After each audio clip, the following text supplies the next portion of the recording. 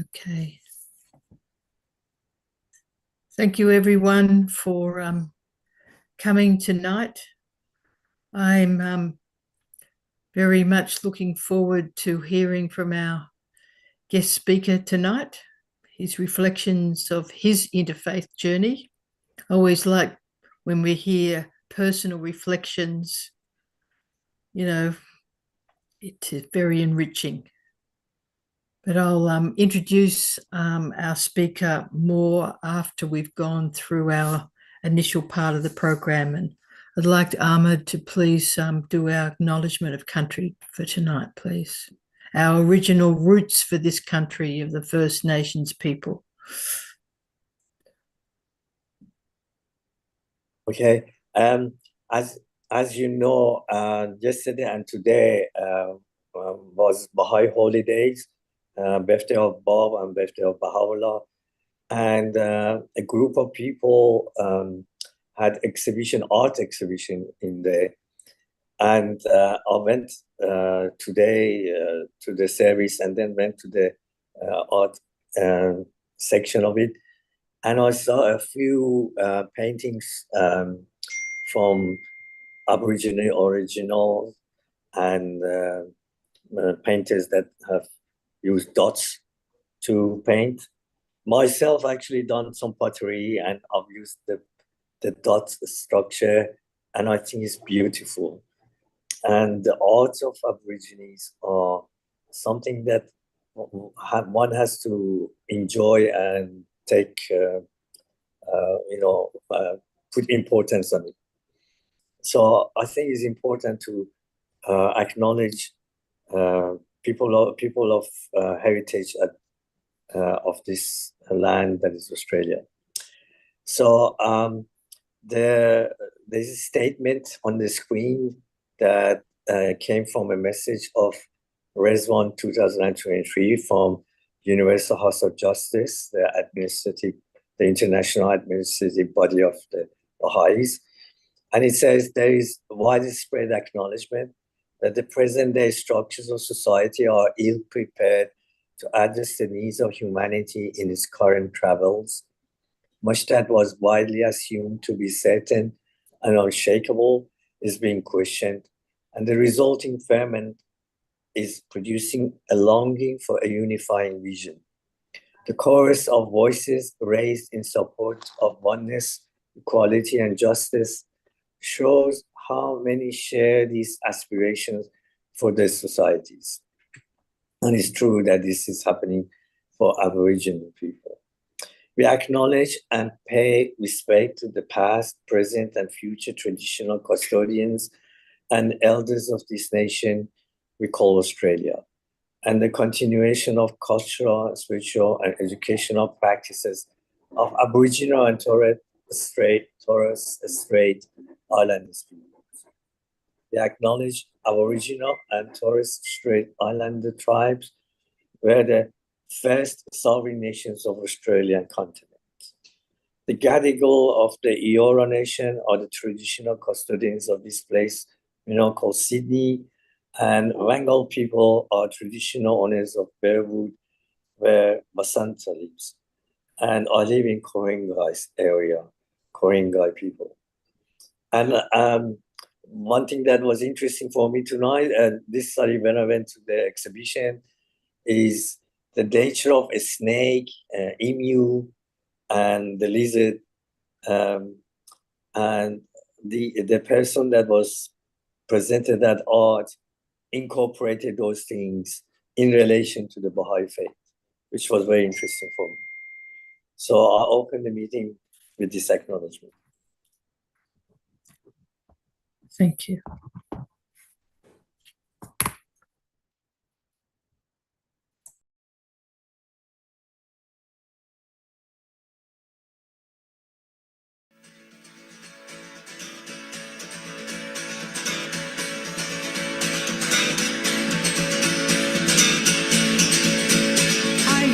One day soon a song shall rise.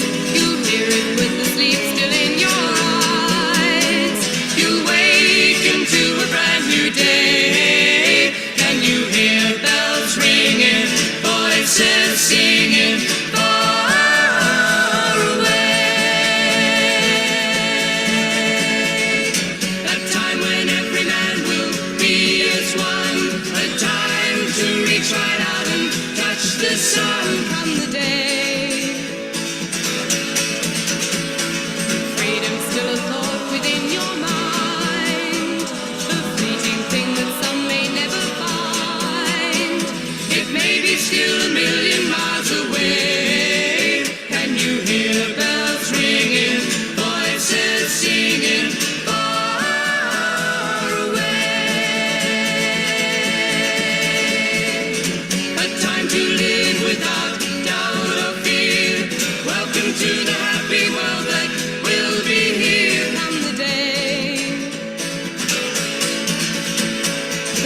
trumpets of war will cease to blow. A sound I hope that we may never know. We're waiting for the day. Can you hear bells ringing, voices singing far away? Lift up your voices and sing this song.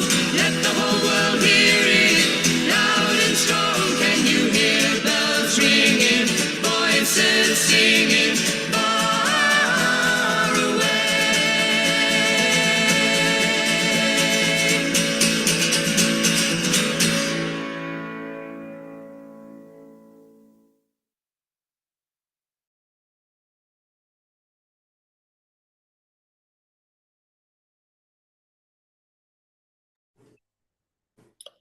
A world of moving and unmoving things, material nature brings to birth, while I look on and supervise.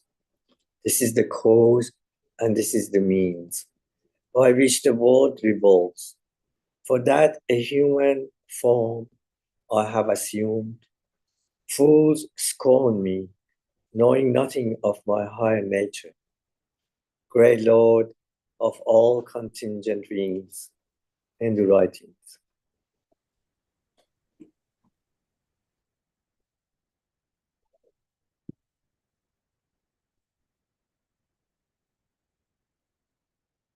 I shall verily approach and succeed in seeing thee, O Mazda Ahura, Lord of wisdom and creator of life, through pure mind and enlightened heart.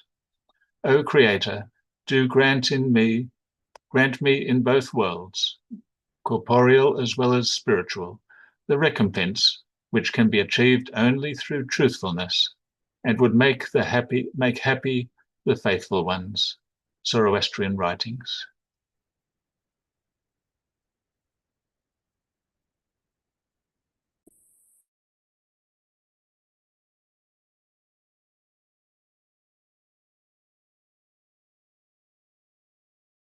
Titi, you're muted.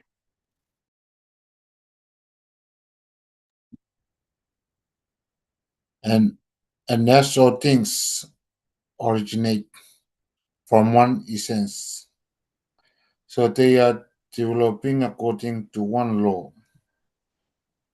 And they are destined to one aim within Nirvana. And the Buddha said that I'm gonna see the universe face to face and understand its nature. He proclaimed the truth both in its letter and it split. And his doctrine is glorious in its origin, glorious in its progress, glorious in its consummation. Buddhist writing.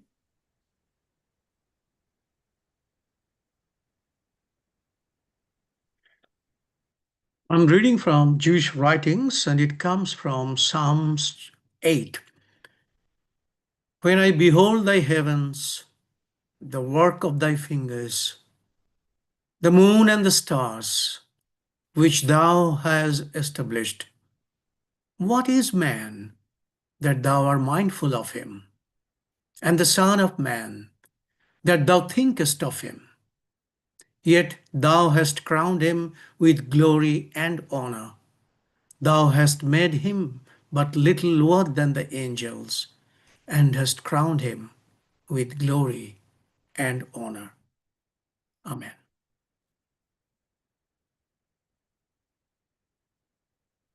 In the beginning was the Word, and the Word was with God, and the Word was God. The same was in the beginning with God. All things were made by him. Without him was not anything made that was made. In him was life, and the life was the light of men.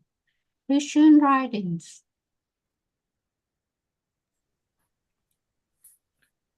It is God who hath given you the earth as a sure foundation, and over it built up the heaven, and formed you, and made your forms beautiful, and feedeth you with good things.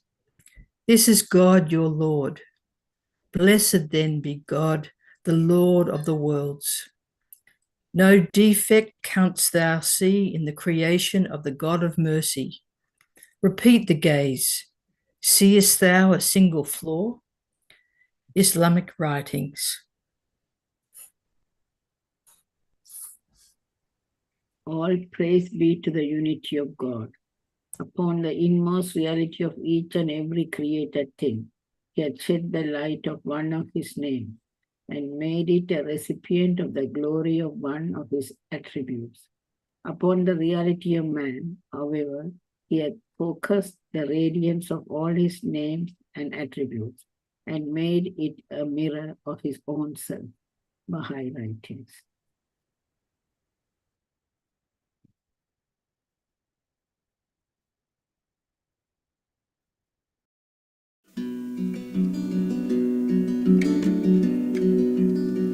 I am a poor wayfaring stranger, while journeying through this world of woe. Yet there's no sickness, toil, nor danger in that brighter land to which I go.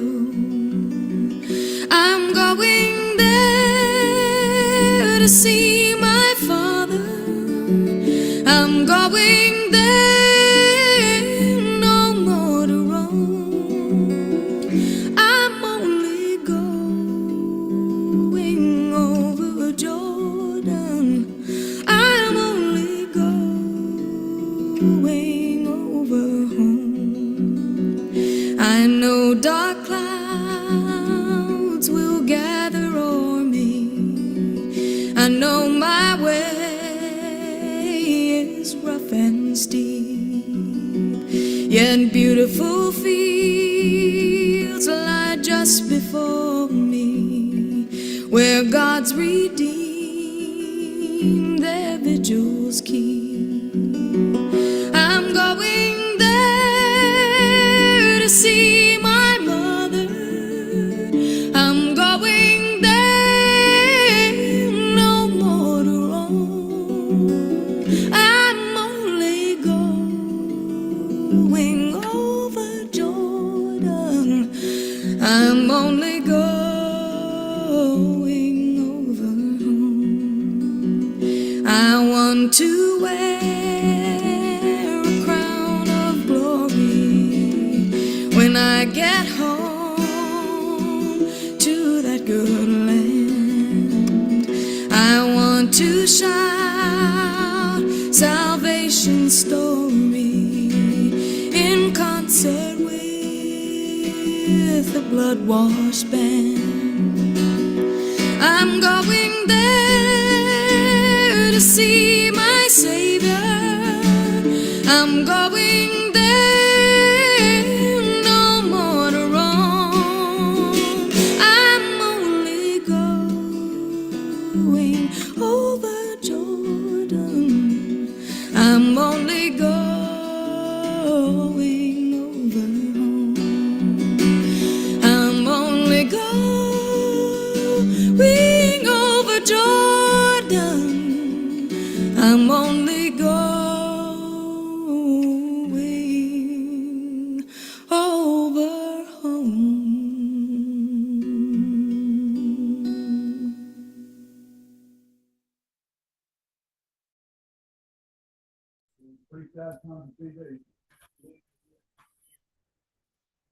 Thank you, everybody, for your reading. And we're very pleased tonight to have Reverend Dr. Manus Ghosh with us to present. He's not only been a minister within the Uniting Church, he's done further doctoral study exploring the intersection of faith, culture, and social transformation, which is a very important area to be explored more. And not only has he studied, but he's also putting it into practice, trying to be a change maker within society, and supporting refugees and Indigenous people's rights and other people, that we can have a better world, the kingdom of heaven on earth. So we have the talk, and then we'll have time for discussion afterwards. So please open our hearts for Reverend Dr. Manaskosh. Thank you.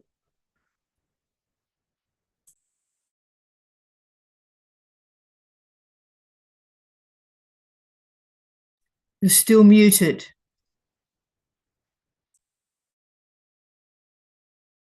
I'm muted. Thanks, Tracy, for that kind introduction. And good evening, everyone. And I also begin by acknowledging the original owners and custodians of this land where I'm from, the Dharamaragal people of the Guringai Nation, and I pay my respect to their elders past, present, and emerging. And we pray that we all may walk gently on this sacred land and work together for reconciliation, justice, harmony, and peace. In my presentation, I'm going to share with you the reflection of my interfaith journey. And this journey started long time ago. I mean, when I was a kid. And first, I share with you a personal story. Among many childhood memories, a particular one is deeply embedded in my mind, and that is of my mother at prayer at early morning every day. She used to pray a number of times during the day, but the morning ones were very special to me. Sitting cross-legged on her bed with folded hands and closed eyes, she just immersed herself in deep commune with God. Well, you might think, what's so special about it? It was special because while she prayed, I could hear the recitation from the Quran from the local mosque. As some of you might know it, it's called the Adhan. It's Muslim call to prayer. And at the same time, not far from our house, there was a Hindu temple. And from that temple at that early morning, I could hear the melodious chanting. So the confluence of prayers from three religious streams made my early mornings very special. I would say that it was almost heavenly. I grew up in India, and it's one of the most multicultural, multilingual, and multi-religious country in the world. On our left side of the house lived a Burmese Buddhist family, and on the right, a Jain family. Our milkman was a Hindu, our butcher was a Muslim, our baker was a Jew, our school bus driver was a Sikh. Our school and our neighborhood were like mini United Nations. We enjoyed one another's company, hospitality, festivals, and shared one another's joys and sorrows, hopes and aspirations. I come from a devout Christian family. But in that family, it always had room for the others. And there was an open spot at the table. In those early years, we are handed a lesson by our parents on how to see in a multi-religious society the many fine distinctions in people, and yet at the same time appreciate the common humanity we share.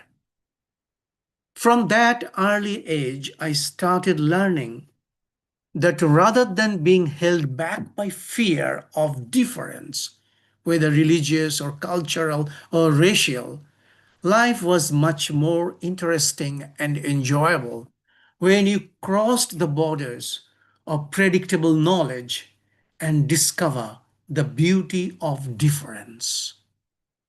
The many shades of human creativity, problem solving, thinking, singing, dancing, art, music, food, work, and play make our human family a wonder to behold. Those experiences taught me that whatever it means to be a Christian, and obviously there are lots of opinions on that today, there has to be a vulnerability to reach outside and create space for people, regardless of their race, religion, orientation, and all those shallow divisions. It was rooted in the generous act of grace of God reaching out to the world. We are taught by our family to model that same inclusive invitation. After high school, when I started university, I maintained those principles of life that were taught and practiced at home and in our neighborhood. I remember that when I was in university, I belonged to a group called Student Christian Movement. It's an international ecumenical organization, and I think that is the first ecumenical organization. And it was a great learning time for me. Most of my university friends were not Christians. And again, there was no barrier between us. They joined our meetings, seminars, conferences, and work camps. It was a great time of learning and building interfaith relationship. So that's the background that I come from. Multiracial, multilingual, multireligious. And yet, the differences were respected, celebrated, and used for the common good, rather than feared and separated. I studied theology both in India and Australia. And at this point, I'd like to share with you briefly my theological understanding of interfaith relationship.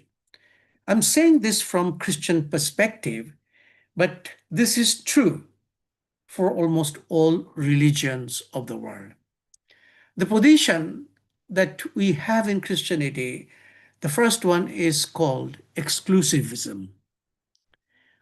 And this position holds that there is no salvation outside Christ. Christianity is the only religion, the only truth, and the only way, and all other religious claims are false and invalid. While most exclusivist position, the strength is there that the unswerving affirmation of Jesus Christ as Lord and Savior. But its weakness is the tendency to place boundaries around the love of God and to deny the generosity of God enacted in Jesus. And I find it elitist. It's like saying my way or highway. This position makes it difficult in building interfaith relationship. And as I just said, that it is just not in Christianity, many religions follow the same position. Then comes the second position called inclusivism. And it's the belief that God is present in other religions, but it is Christ who saves their adherents. And it was popularized by a Roman Catholic theologian called Karl Rahner, and he used the term anonymous Christian to denote people who experience the grace of God in Christ, regardless of what religion they belong to. So, in my mind, inclusivism still holds the view that salvation is through Christ alone, and God wills the whole world to be saved, and God makes this possible through ways that extend to all humanity. And this position, though interesting, But when seen from the perspective of other religions, it is arrogantly exclusivist. For it tells that Hindus are not saved by their dharma, or Muslims are not saved by their works, but all are saved unaware by Christ. And this not only proves that the salvation doctrine of all other religions are false, but also that people are not saved because of following their own religion. This is something like saying that your neighbor is living by your money, though it is they who work hard and earn their livelihood and live by it. And again, the same position is maintained by many other religions, not just Christianity. Then comes the third position called pluralism. It is basically the belief that all world religions are true and equally valid in their communication of the truth about God, the world, and the salvation. According to this position, Christianity is not the one and only way of salvation, but one among several. And instead of seeing Christ or Christianity at the center of religion, it places God at the center of religions. Hans Kung was a famous Swiss Roman Catholic theologian, and he expounds that the real unity of religions is found not in doctrine or trans-religious experience, but in the common experience of salvation, or liberation you can call it, or in the common moral and ethical vision central to all religions. Now, you know that I am a Christian. Not only am I a Christian, I'm a Christian minister.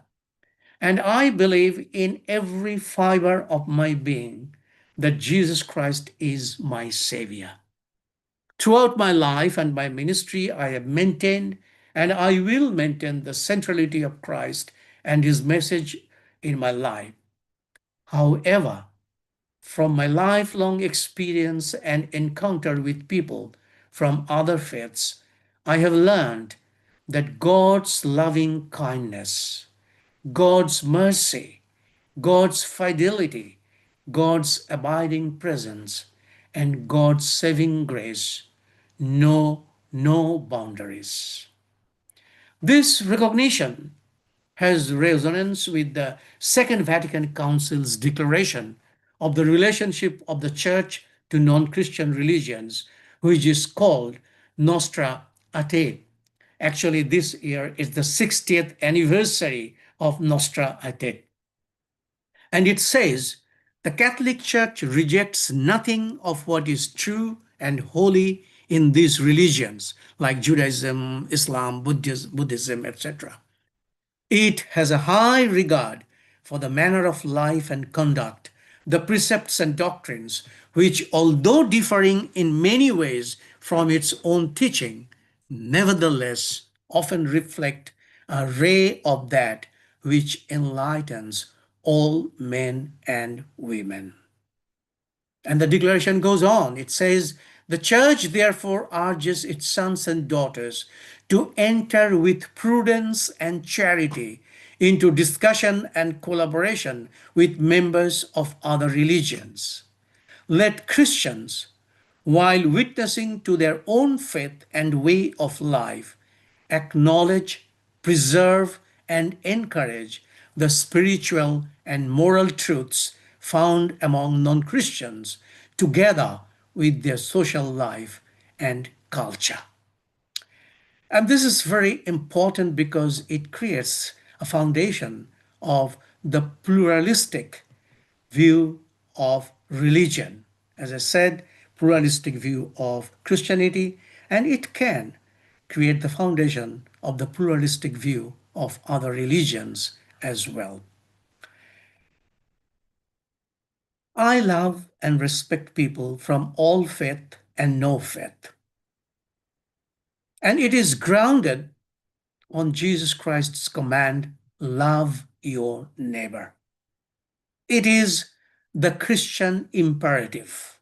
When Jesus said, love your neighbor, I should not say love, said, he commanded love your neighbor.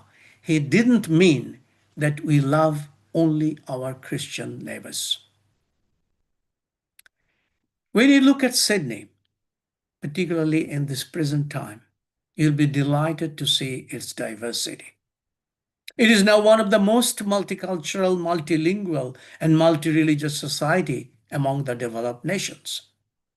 In Sydney, I have lived and worked in Auburn, Arnkley, Bexley, Rockdale, Linfield, Parramatta, Winston Hills, and now in Wahroonga.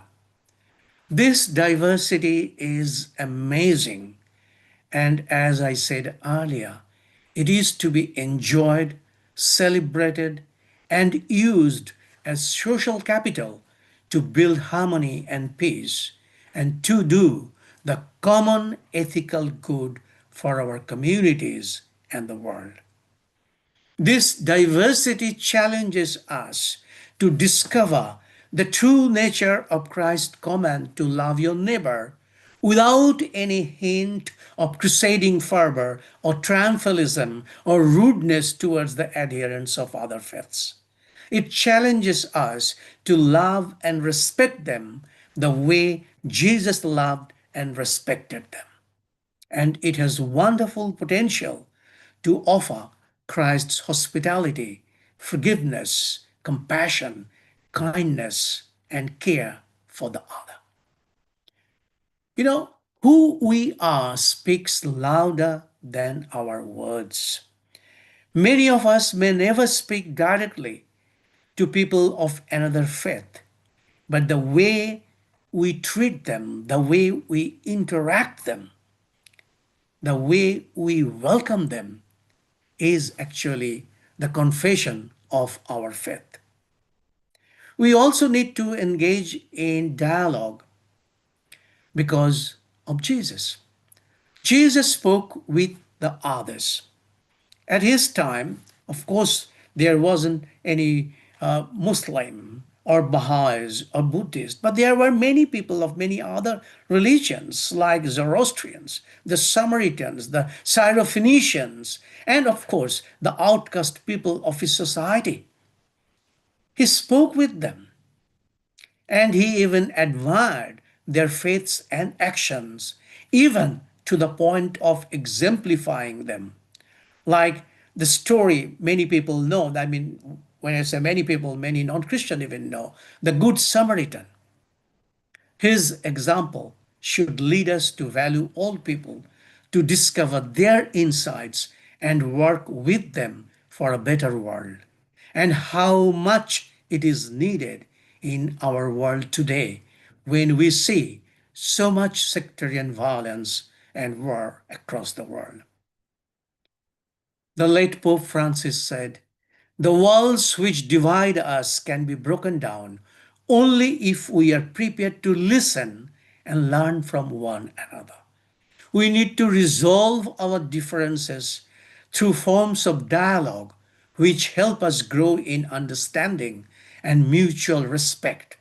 A culture of encounter demands that we be ready not only to give, but also to receive. And that needs humility. The humility to believe that the other has something worthwhile to say and to entertain his or her point of view and perspective. It needs humility to believe that we do not own God, but God owns us, all of us. The humility doesn't demand that you have to renounce your faith, your ideas, your traditions, but the arrogant claim that they alone are valid or absolute. From my study, observation, and experience, I have found that the values of the world religions are not much different, if not the same. Love, compassion, kindness, forgiveness, justice, and peace are not just Christian monopolies or monopolies of any one religion. They are there in other faiths as well, as there are practitioners of those values. I believe that God's grace is revealed in God's deep concern for the very real issues of our world today. The issues of poverty, justice, equity, climate change, care for the planet, the violence and war. God's grace is also revealed in the way God chooses to actively work in this world, calling all people to work with God to ensure a better and more sustainable life for all, including our future generations. In my interfaith ministry, I work on those common values to fulfill the mission of Jesus Christ. As he said, I have come to bring good news to the poor, to proclaim release to the captives and recovery of sight to the blind, to let the oppressed go free, to proclaim the year of God's favor. In my interfaith work, and particularly when it comes to building harmony and peace in our diverse community, I subscribe to Hans Kung's axiomatic saying, no peace among the nations without peace among the religions. No peace among the religions without dialogue between the religions. No dialogue between the religions without investigation of the foundation of the religions.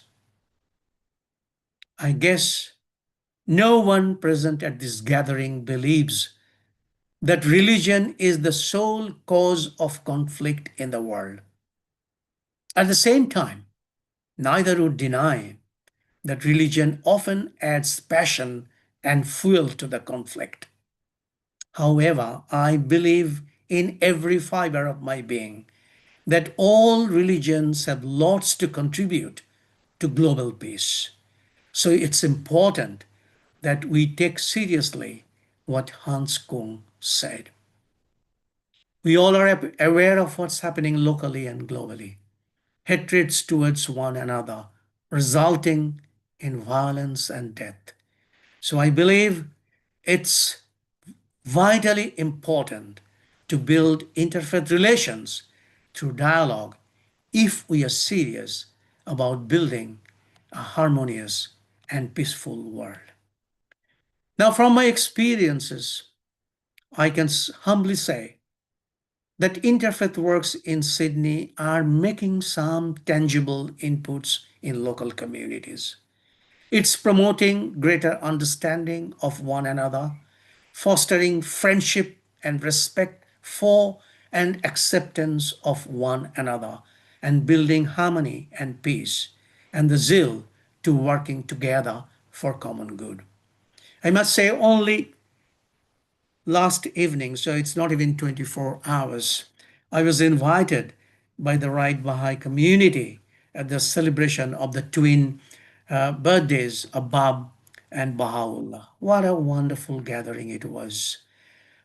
Intergenerational gathering. There were little children who sang so beautifully. Even the adults, they sang so beautifully. And there's wonderful atmosphere of welcome, acceptance, and building friendship. And that's what we need to do together.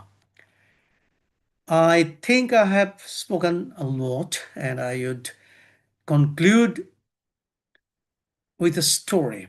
I started with the story of my mother, and I conclude with a story which I heard from my mother again when I was a kid. And that has become the mantra of my life that gives me the impetus and the drive to do interfaith work. It's a story of a sage who was famous for his wisdom, and students from far and near used to come to his hermitage to stay and to learn from him. After spending a few years of learning, one day, two students came to him and asked the master to take the final test. And the master asked them a simple question. how would you know that the darkness of the night is over and the light of the new day has dawned? One student was very quick to answer. He said, when from a distance you can distinguish between a peach tree and an apple tree, you would know that the darkness of the night is over and the new day has dawned. And the sage nodded his head in disapproval. And then the second student answered, Master, when from a distance you will be able to distinguish between a dog and a sheep, you will know that the darkness of the night is over and the light of the new day has dawned. And again, the sage nodded his head in disapproval. And the students were curious and eager to know the right answer. And the sage said, until you look at someone's face and don't see in him or her the face of your brother or sister, no matter what time of the day or night it is still dark. Thank you. Thank you.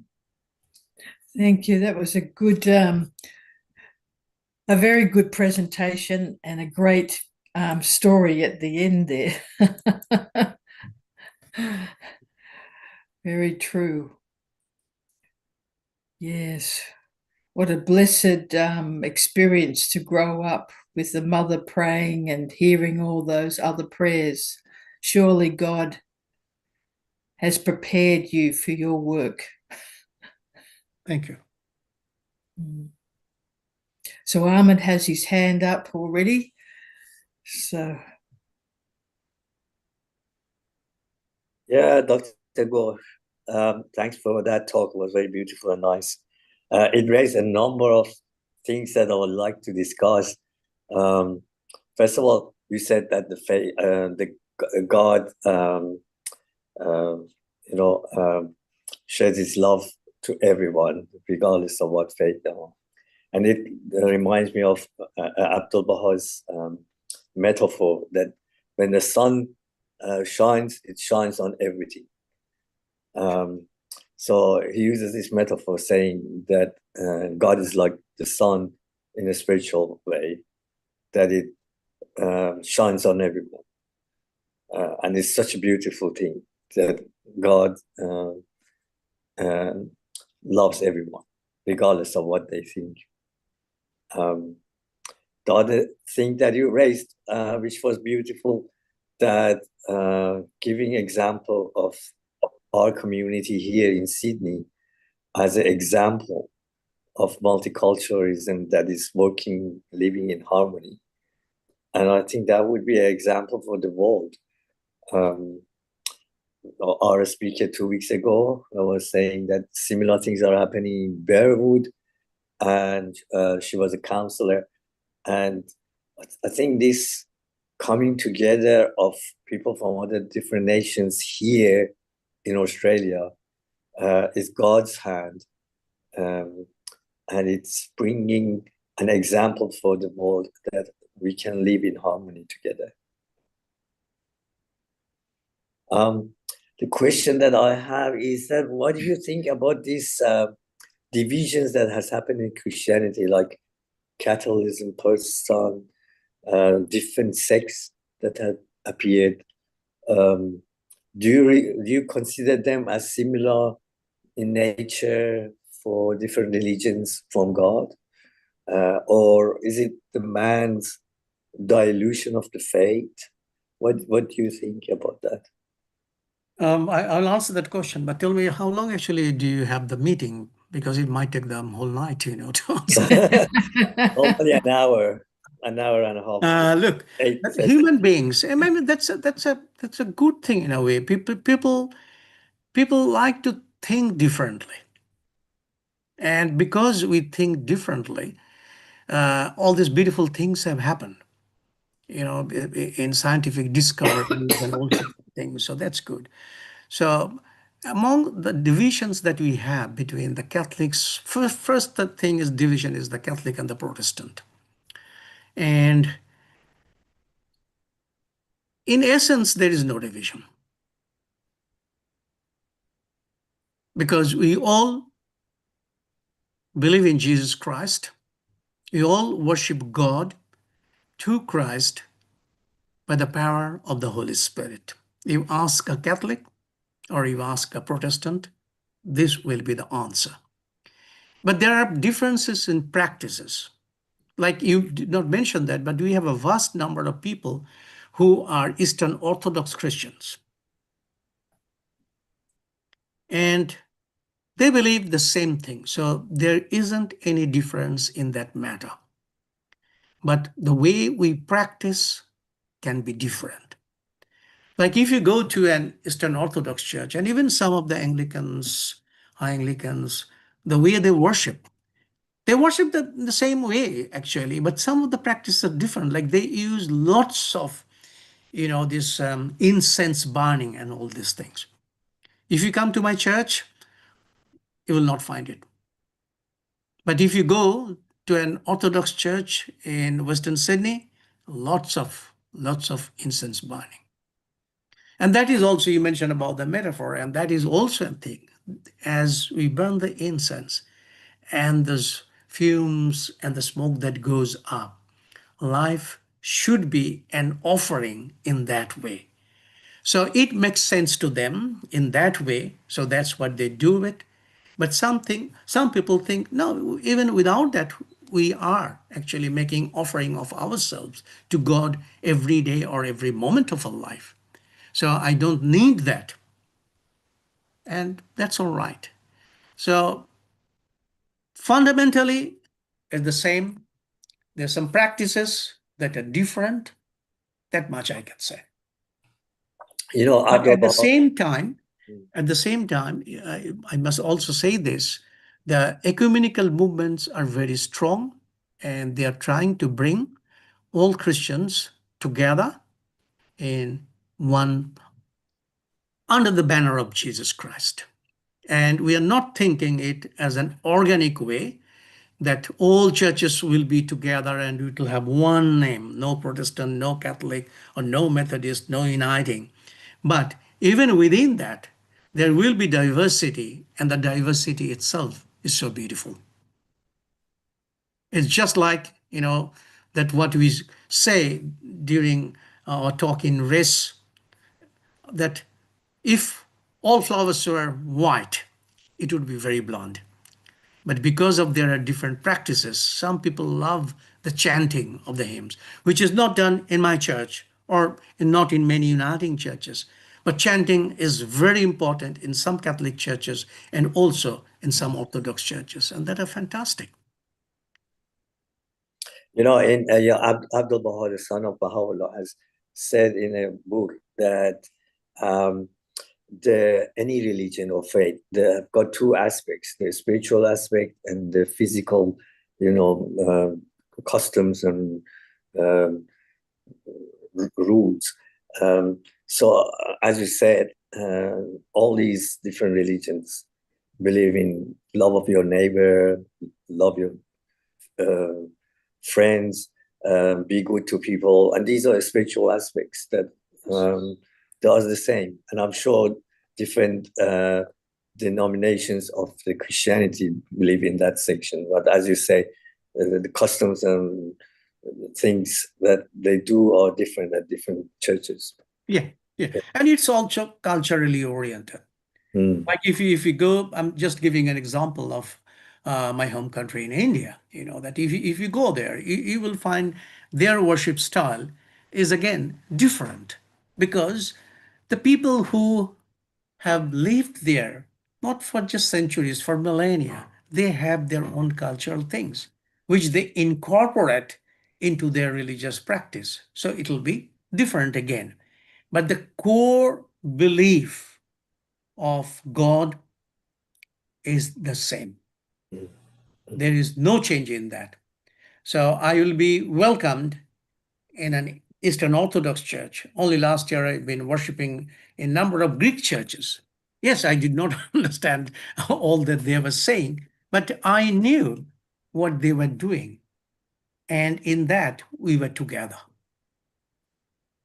I would say that we have to take this aspect of that all these spirituality qualities are the same in the faith as our tool for getting the interfaith unity among different faiths. I spoke too much. Maybe somebody else have a question. Thanks.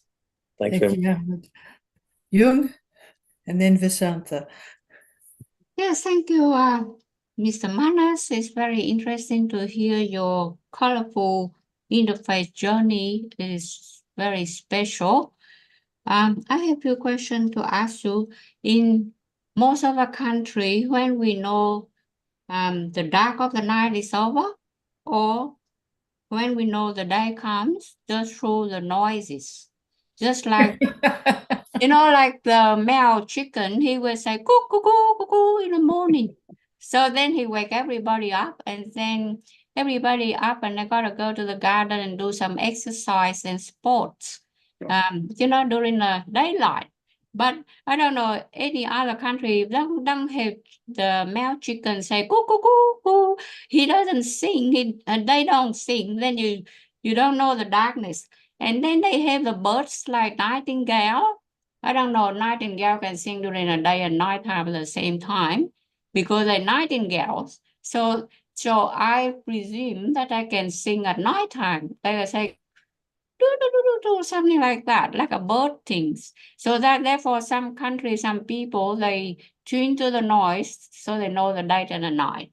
So another question is, you look after the refugee support, and you interested in justice.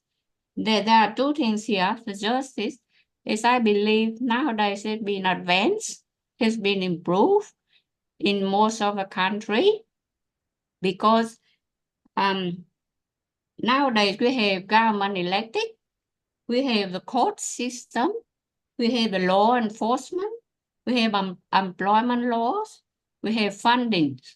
So therefore, the justice is supposed to be improved and advanced. But if you notice, in some group of people, they have more justice than the other group, and they still asking for justice, more and more and more, all right? But some people, they don't have anything, but they don't cry for justice. So when people talk for justice, we have to be understanding whether it's fair or not fair to talk about justice all the time, when they themselves possess a lot of justice, more than any other group. But that's what they call philosophy. That's more like psychology. That's more like feeling.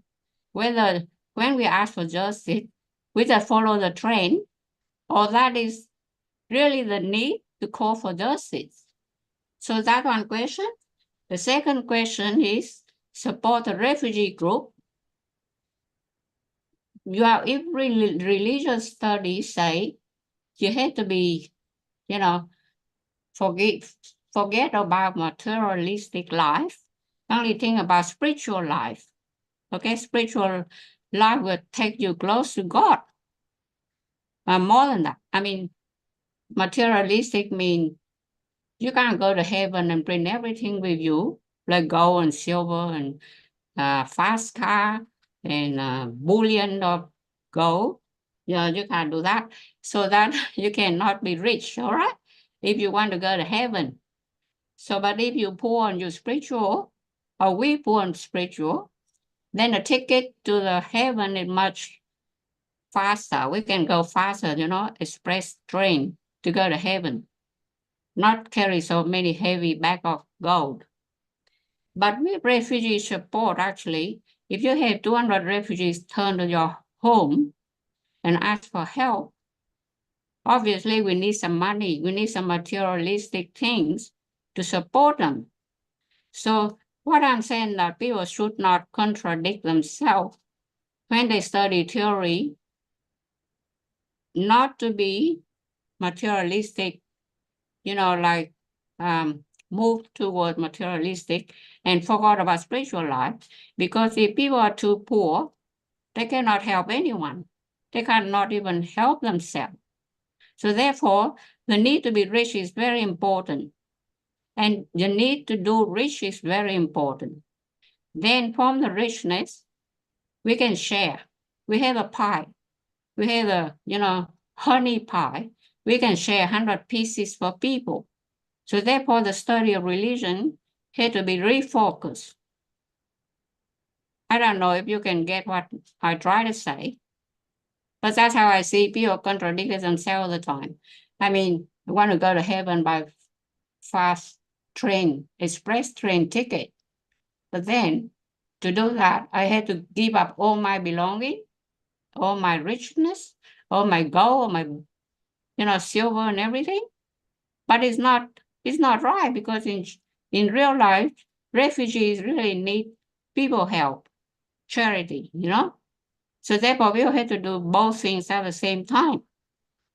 They cannot, forget all about making money and be rich and be ambitious, and then at the same time want to go to heaven that quick. God will say, I have no room for you in heaven because you haven't done any job on earth for me. You haven't helped any refugee, haven't helped anyone. You not even help yourself. You cannot help yourself. This way is what God talked to me that way. So I'm just make like a movie or film, imagination. I just think that way. Thank you. Thank you. Look,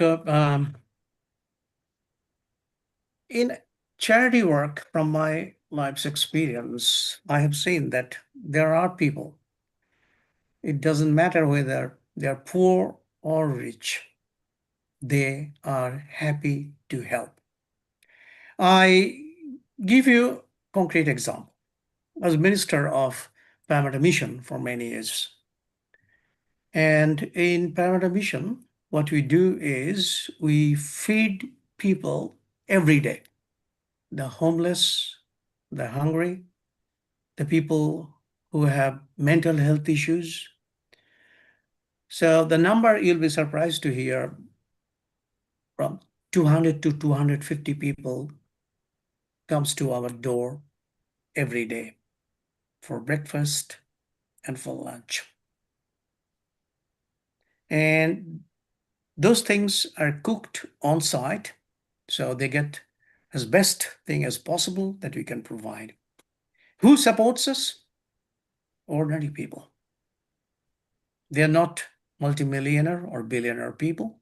Ordinary people. They come and they open their hearts first. Because opening the heart is the most important thing. And then if you open your heart, your hand will go to your pocket or wherever, and you will do it.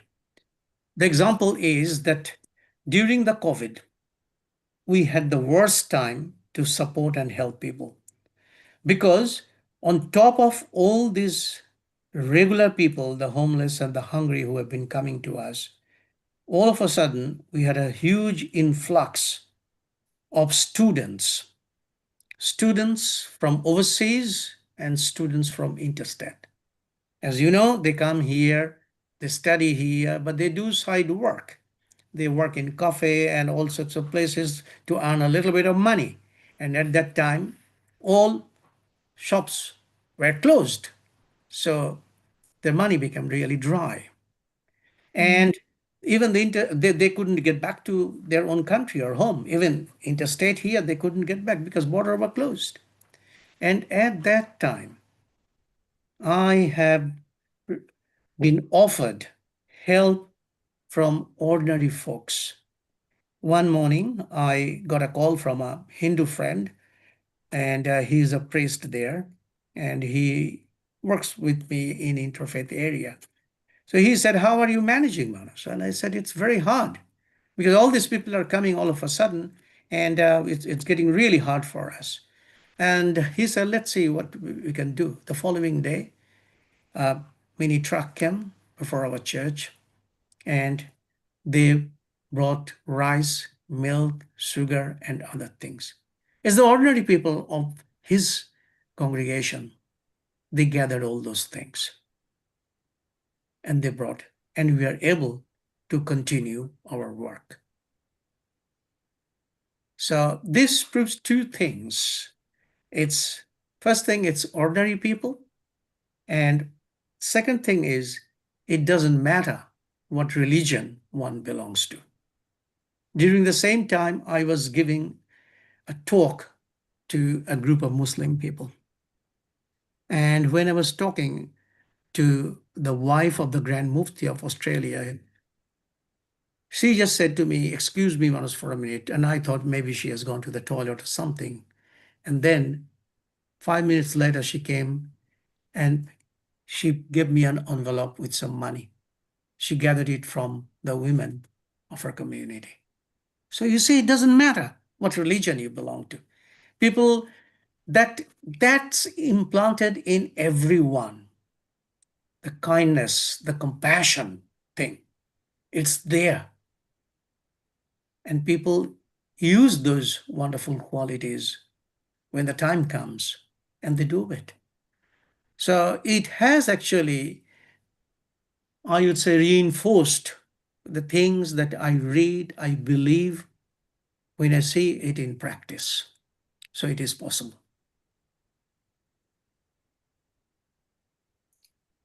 Thank you. Vasantha?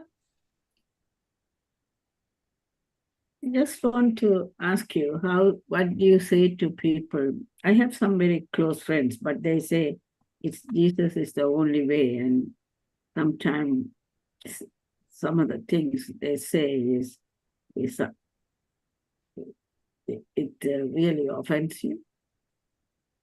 But they're not that they wanted to offend, but they are very nice people, they are loving and everything, but when it comes to the religion and Christianity, they think that Jesus is the only way and they won't accept it. And so how do you explain that? Or what do you tell them? How do you make them understand that we all believe in God and we are all one? I made it very clear in my talk about that yes, I was born in a Christian family, I'm a Christian minister, and for me, yes, Christ is the way for me. But at the same time, I believe that God's grace is not just restricted for Christians only. God's grace is for everyone. And often, actually, some of the people are overzealous, and it is just not among the Christian people. It's among practitioners of almost all religions that I have found. So they try to, some are very persuasive, they try to force it on you. Some in a gentle way, they try to say these things.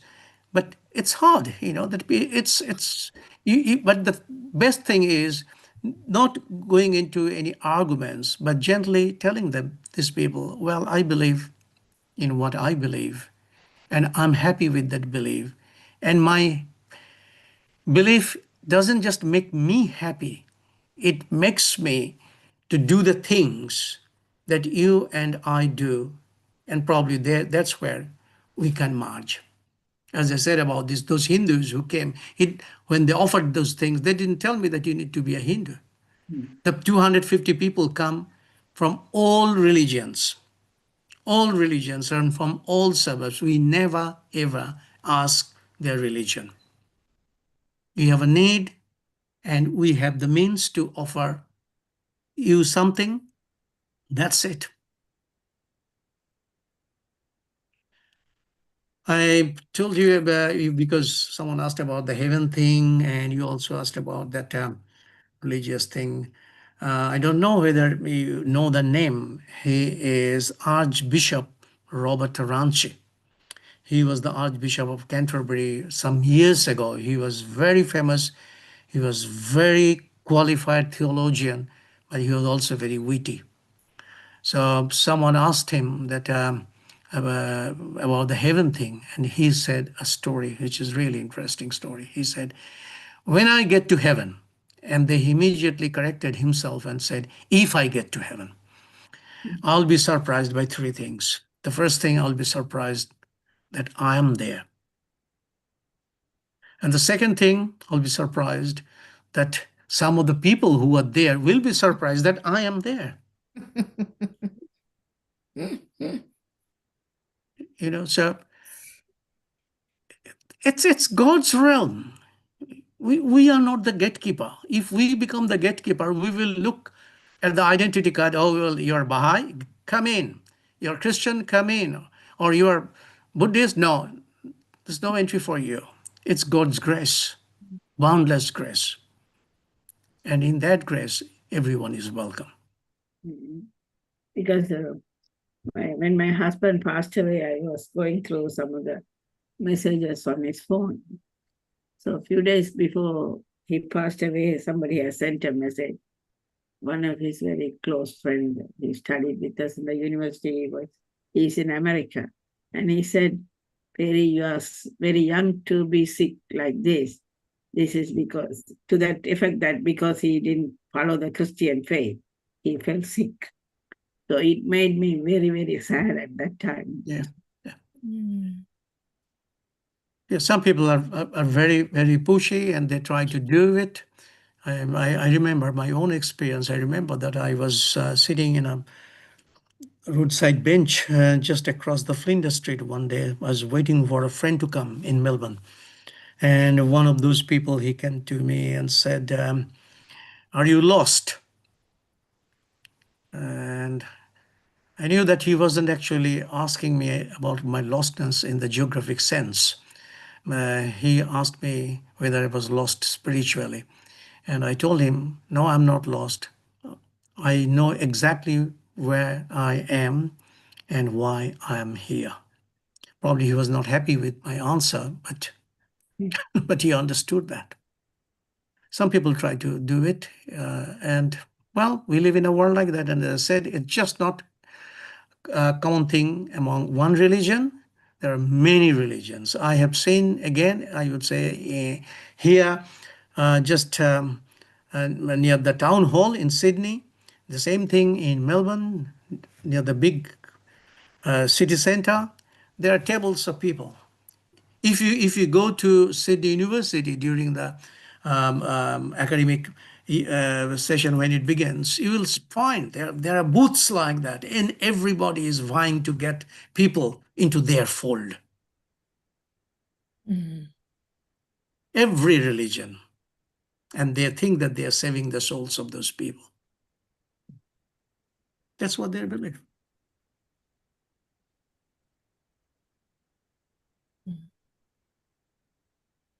Thank you. It is sad that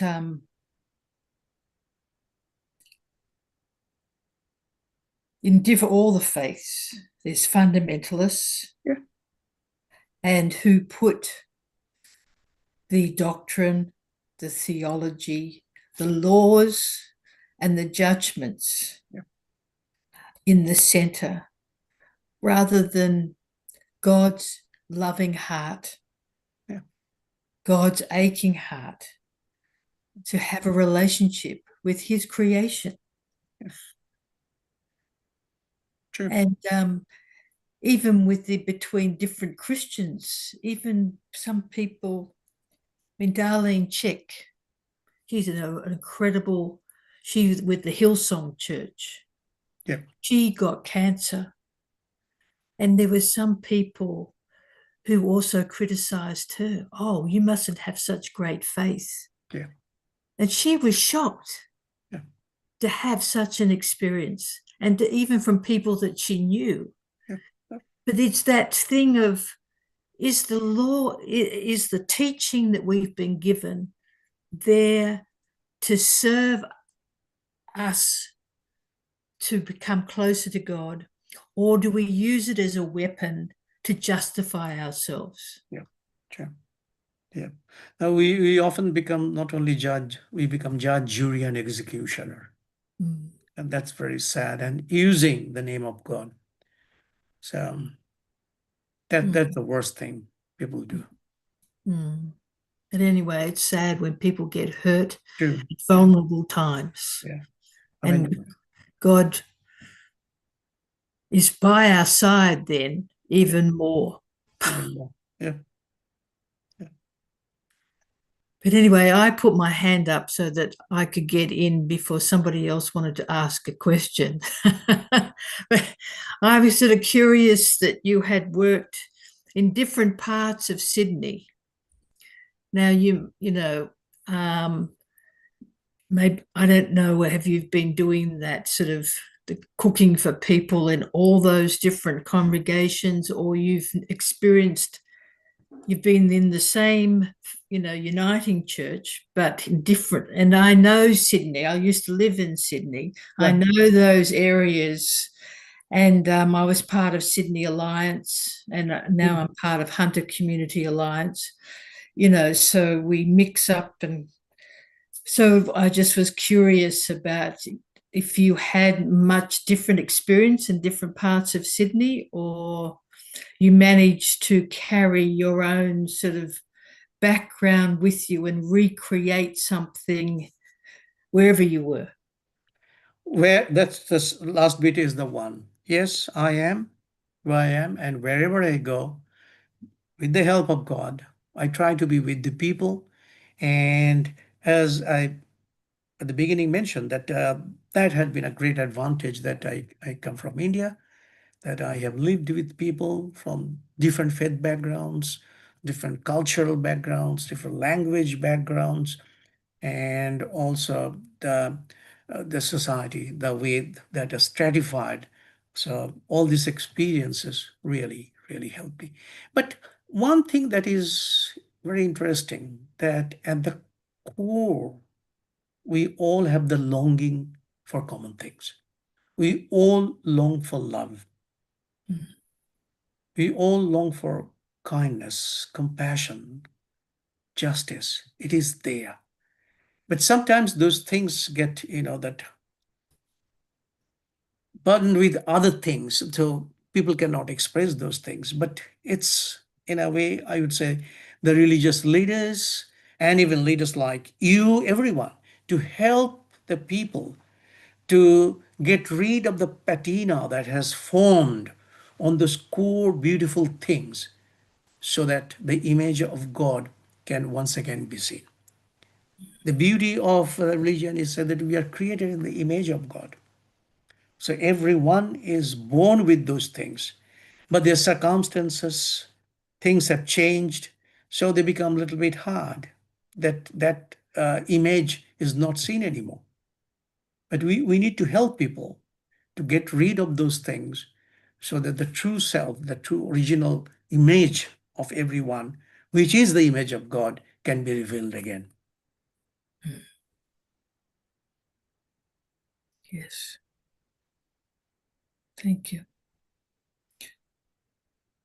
Yes, we can hardly imagine how wonderful the world would be as if we all reflected again the image of God, and we saw that in each other all the time.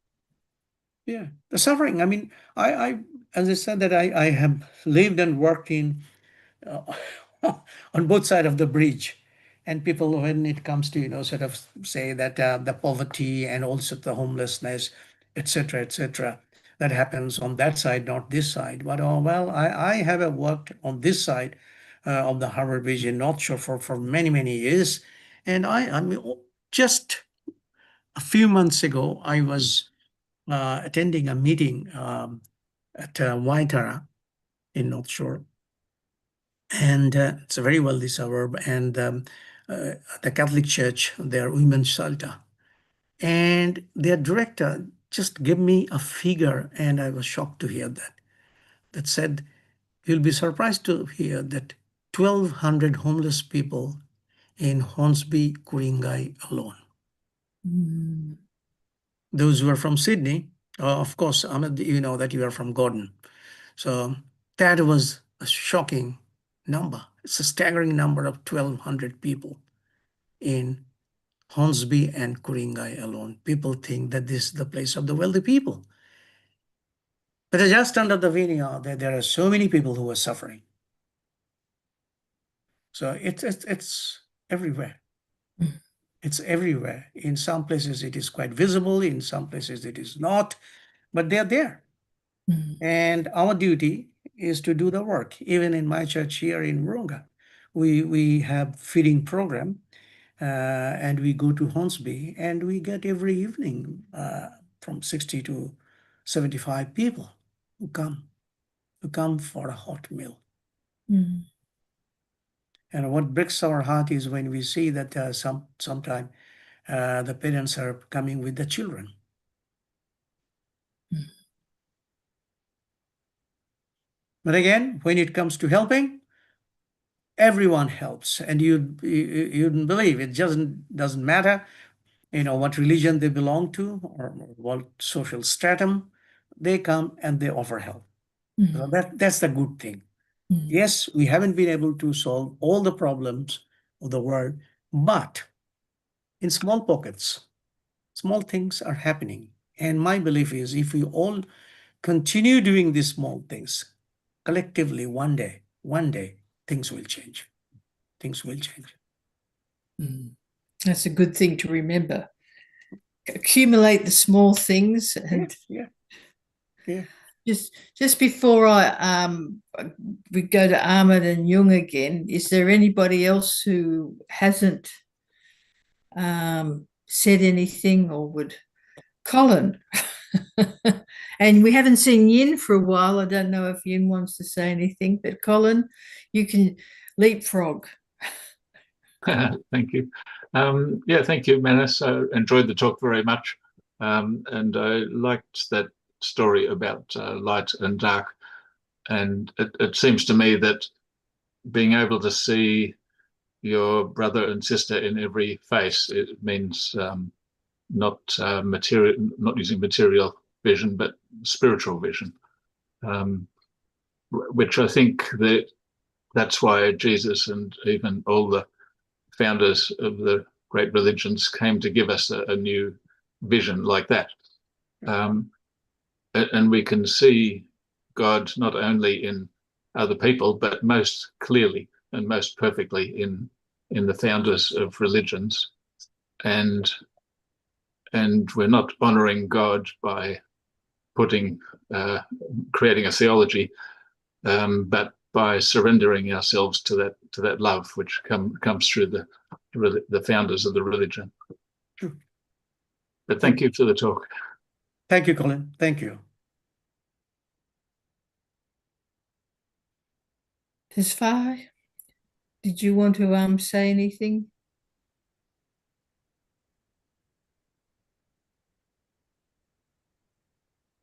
Okay. Ahmed? Yeah, I just want to say that Vasanta, do not get sad because I work in a hospital and sickness can happen in any age. It doesn't matter. And that reasoning is totally wrong, that things happen to people because they've done wrong things. What I wanted to say is that in the Baha'i faith, we have a concept called progressive revelation. I don't know whether you've heard of it from the Baha'is or not, that we believe that the reason that there are so many religions in the world is that concept that God sends progressively a messenger, and their source is one. All those religions are one. They are coming from God. So what do you think about progressive revelation? That different ages, a messenger has come from God and brought these different religions. These are one, really. Baha'u'llah calls it the old root tree that has branched.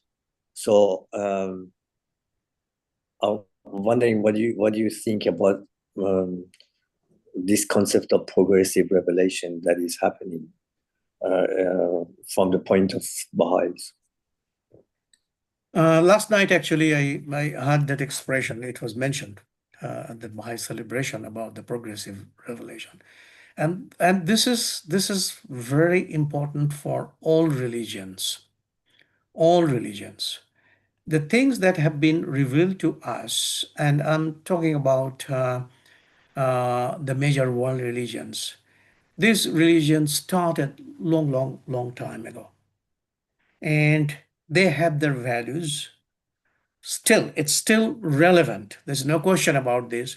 When you come to the core values of, as I said, love, compassion, kindness, justice, and everything. Justice is a very big issue these days, but if you read the Bible, particularly the Old Testament, which is the Jewish holy book, and we use them as Old Testament, it's God is constantly calling people to bring justice. So it is there, it's still relevant. But what also is important for all religion adherents to understand that God hasn't become mute like what we do in our Zoom meeting. He said those things 4,000 years ago or 5,000 years ago, and then God has become mute. No, God is still talking to us because the context in which it was given, say, 5,000 years ago is not the same. What happened? We can hear you. You can hear me? Okay. Yeah. So God, it is not the same. Like think about the AI. It wasn't there 5,000 years ago. But we now need to live with that. But what is happening is, in Christianity, I can say that our theologians are progressive theologians, that they have been taking those wonderful words, putting it into the context of this 21st century, and they're hammering on it to find what wisdom can be found from those words that is relevant today and how we can apply those things in our present day living. And God is speaking. God is speaking to people. And God's word is coming through these people to us. Yeah, thanks. And God wants to work and speak through everybody. Yeah. God is still Ordinary talking to us. people, not Yeah. just special people. Everybody is supposed to shine the image of God, speak God's words. Yes. I noticed, Tesfaye, that you unmuted. Just to say, God said, I have created thee in my own image. This is Bible. Yeah.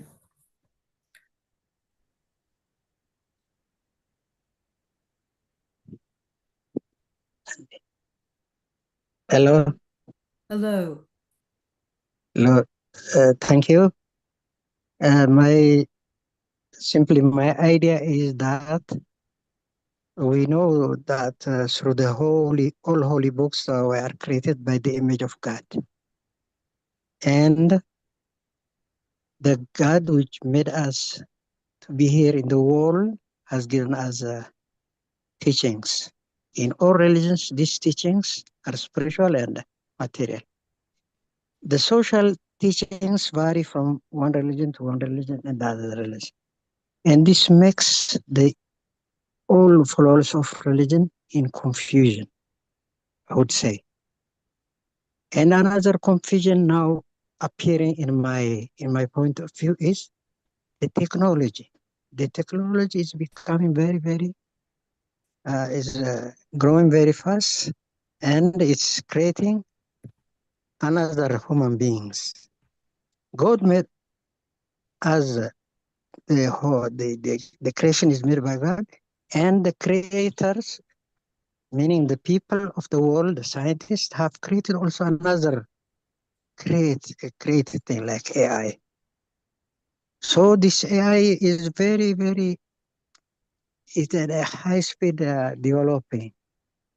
And I would say it's man is creating also another little god of himself. And this makes the matter worse. The first worst thing is the division and confusion among religions. And now another confusion is coming between the created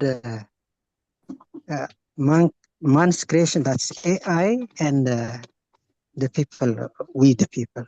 So how do you see this all confusion to come together and to make this world peaceful? How do you see, if I am clearly speaking my questions?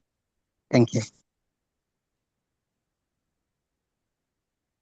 So I couldn't catch your question. My question is simply, God makes man. Yep. And a woman. Yeah. Yeah. Thank you, doctor. And this man is guided by prophets or religions in different times. Yep. And this religion have spiritual and social laws. The confusion comes in their social laws. Some religion teach another way, and some teaching another way. So this is the confusion we already saw it. In this age also, there is another God created by man. That is the artificial intelligence. So a lot of people are depending on this machine for their belief or for everything. So this is also making another problem in the world. So the first one is made by religion. The second one is made by science. So how do you see, or is there anything that can unify the world and bring peace to our planet? Am I a bit clear? Yeah. It's much clearer. Thank you. Look, this is a question probably none of us just can answer with few words.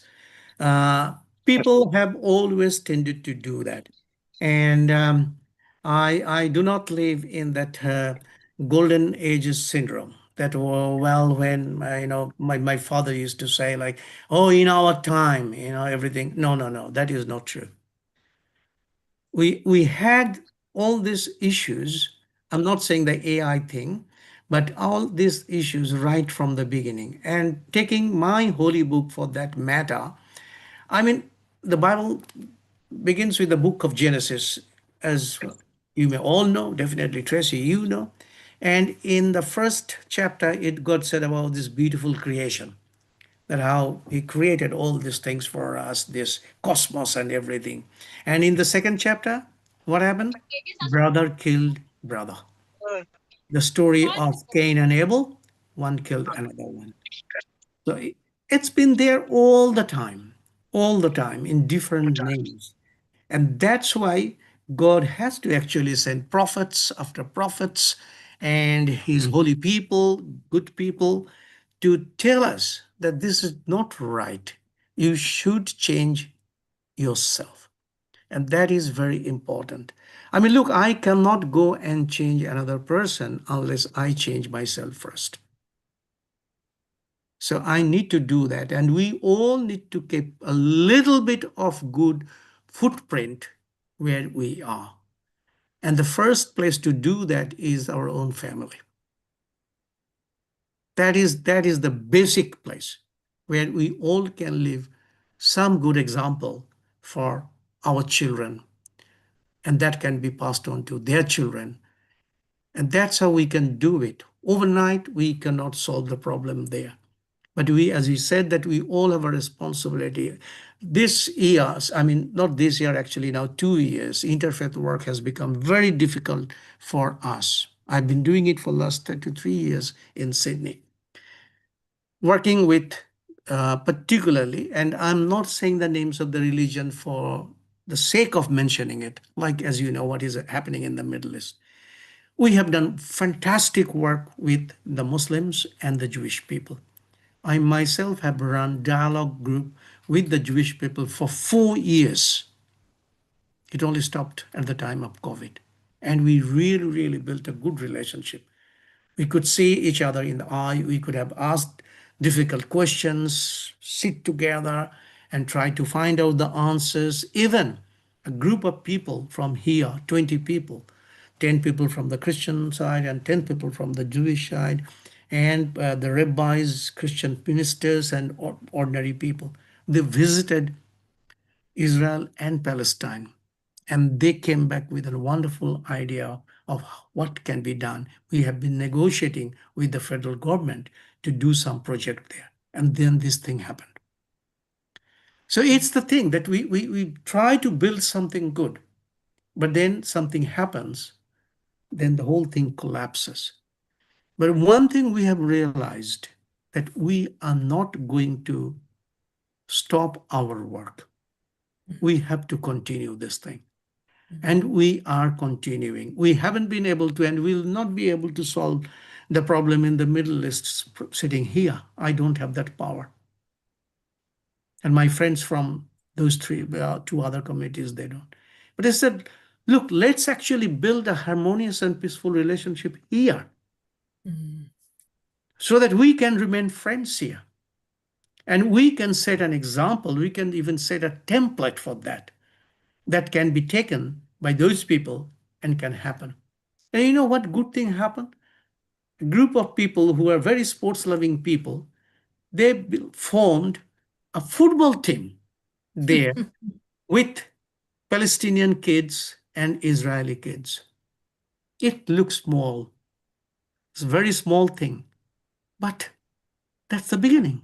And who knows, we know that for small things, big things. Who wrote that famous song there? From small things, I think Peter or something? Paul Kelly. Paul Kelly. Yeah, there you go. Thank you. So it can happen. So that's what I ask people, and I try to do myself and ask people, do it here in your own small way. Just being nice to the neighbor. You never know who your neighbor be. My neighbor in Sydney for 33 years, nowhere in all the places that I mentioned were Christians. They were people from other faith. But did I love those people? Was I a good neighbor to them? And that's what I try to do. That's my mission field, if I can use that word. Not shoving down the gospel through their throats, like, are you saved or you're going to hell if you don't accept Jesus Christ? No, just by being there with them. In their well and or in their happiness and joy, in their sadness. Have I been a good neighbor? Someone asked me a question one day, are you a Christian? And I answered in my way. I said, I can't answer that question. Actually, you have to go and ask my neighbor.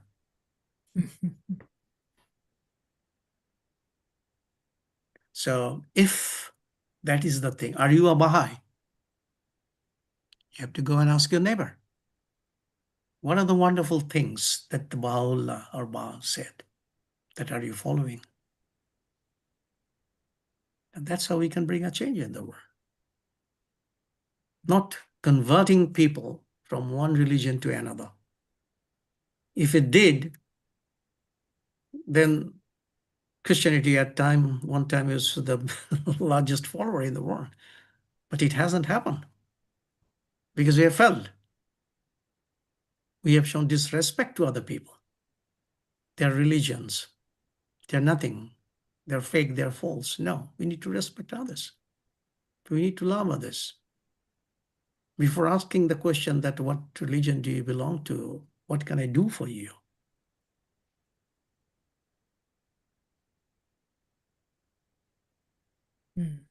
Wise words. Yes, we all have wonderful teachings. It's, that we're trying to model ourselves after this high standard, and we need God's help to do it. And that person who asked me that question, that are you a Christian? And when I answered that, he was sort of, what? Oh, no. I can say I'm a Christian, but you ask my neighbor. Yes, very true. Jung, do you have a short question or comment? Yes, I'm going to give you a very short executive summary I mean, a lot of people like that word, executive summary. You know, when we say about when Jesus, like according to the Bible, Jesus said, I am the way. You know, like in summary, Jesus died on the cross for the sin of the people.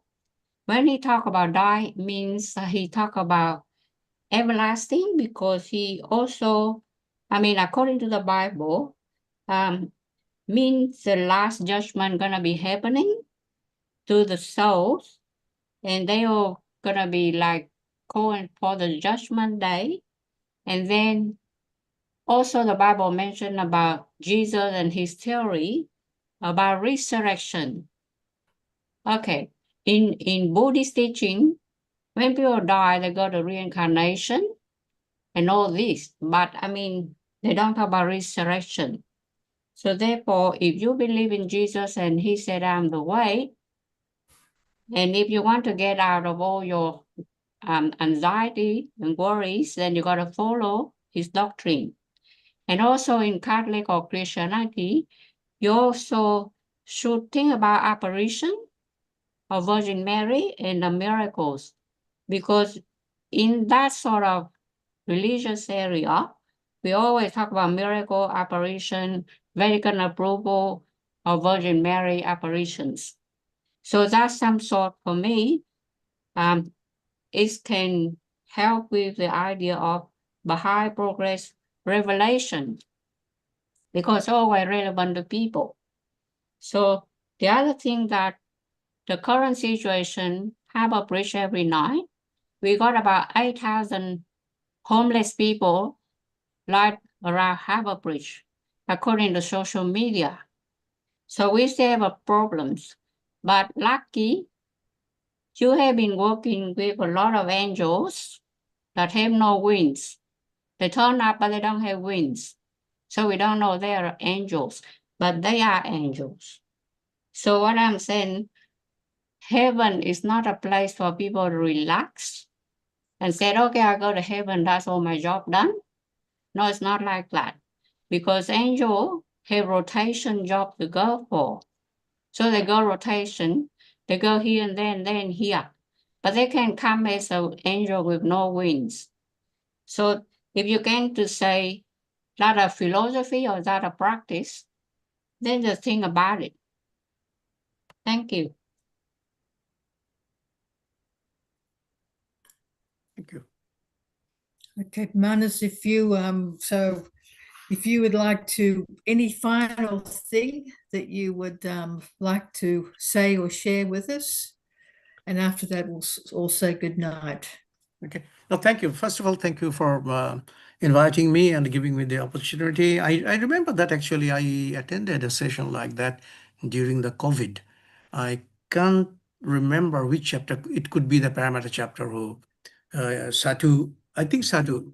You know Satu? Satu from I do. she invited me to be part of that. So thank you very much for doing that. And I sort of in a funny way, just last night I said that I have become a honorary Baha'i because I know more Baha'i people than I know Christian people. As a matter of fact, I know so many people from so many different faiths.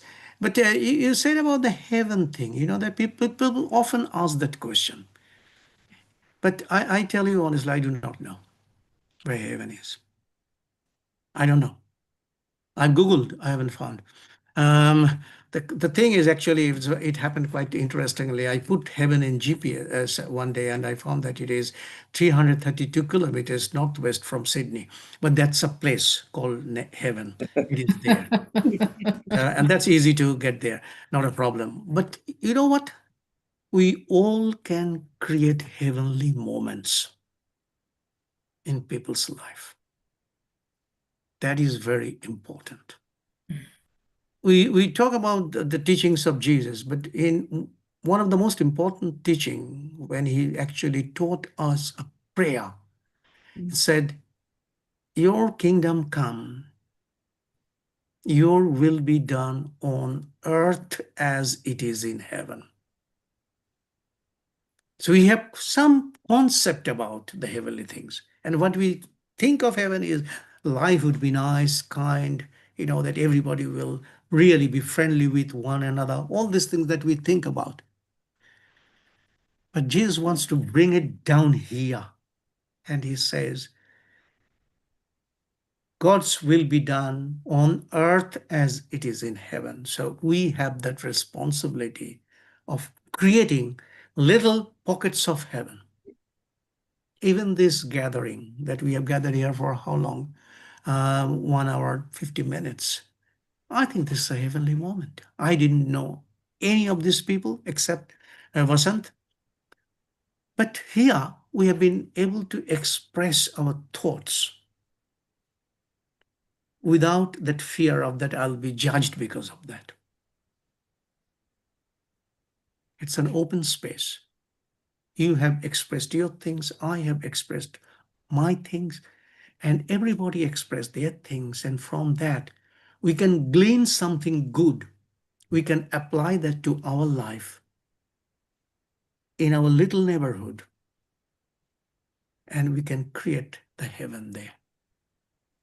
Whatever address you have been living, your house number, that can be heaven. When you are nice, we are kind, you are friendly, you are warm, you are helpful. Heaven is there. And then think about when all the people do it collectively, it will be here. It will just be the lateral reflection of heaven here on earth. And that is our job. That is our job, to create tiny little minuscule heaven wherever we are living. You have a nice chat when you're traveling on a train with someone. And I know how many people are lonely these days. People are very, very, very lonely. So if you can talk to your neighbor, that person will be very happy. That person may be just living by himself or herself, has got none to talk to. I have seen that so many times. Someone said, and again, this is a great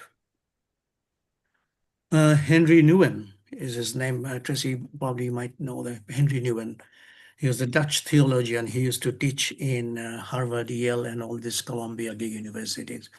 And he passed away a few years ago. He left his job, this kind of elite kind of job, to help in a home where severely handicapped people live. So he used to actually do the work there, cleaning them, dressing them up, feeding them, and said, that has become my heaven. That has become my heaven. So we all can create heaven here. I mean, I'm not terribly worried about what is going to happen after my death. To be frank, and I tell my church people, if you ask me a lot of questions about heaven, I'm sorry, I don't have the answer. The Bible actually doesn't tell us. It's a very sketchy description there. But what I know for sure is that we can create heaven on earth. And that is our duty. As a parent, as a brother, sister, as a neighbor, we all can create little heaven. And after death, that will be looked after by the one whom we believe. That's it. I'm not terribly worried about that. Sounds like little heaven is the best heaven. Yeah, we can create it here. When we love our neighbor, we can create heaven there. Anyway, thank you for coming tonight, and we hope that you will visit us often. Thank you. Thank you for having me. It's been Every Thursday at 7 p.m. Yes, but I know. And there are so many things have happened on Thursdays, church council meeting, elders council meeting, and whatnot. Yes, but anyway, it's been a great pleasure and coming privilege. tonight. Thank you very much for to meet you, and I'm sure that we will see face to face sometime. Before we said that, I love the dot artwork of the Aborigines, and I even done one, which I think is very beautiful art that they have. This is a plate with a fish in it, in dot work. Mhm. Thank Thank you. you. Thank you, Ave Maria, everyone.